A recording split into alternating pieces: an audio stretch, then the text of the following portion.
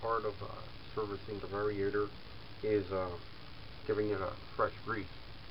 The problem is, over the years, that the grease that's been sitting in the crankshaft, probably old and waxy. When you first remove your Variator, you might notice that the bearing is either dry inside here, or the grease is no longer like grease. It's like a solid type of wax mass or something.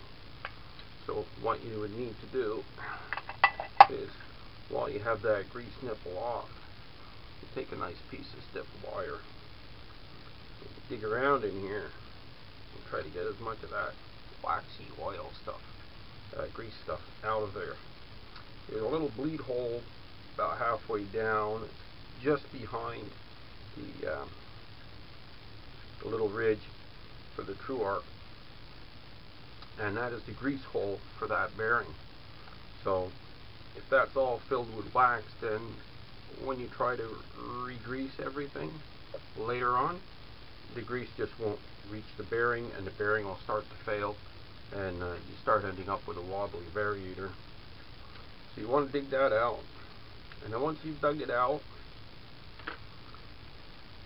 and you've reassembled the Variator back onto your engine, the bearings nicely repacked with grease and everything, you want to fill up this part here with some grease.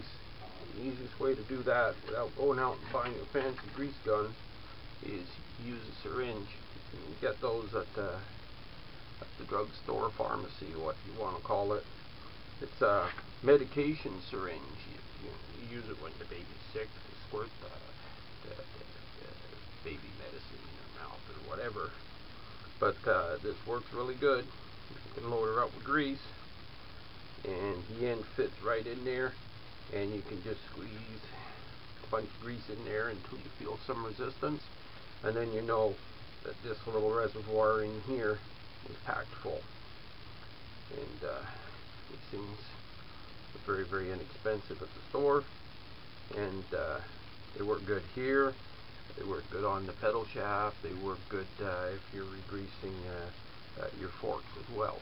It's a pretty versatile thing to have kicking around.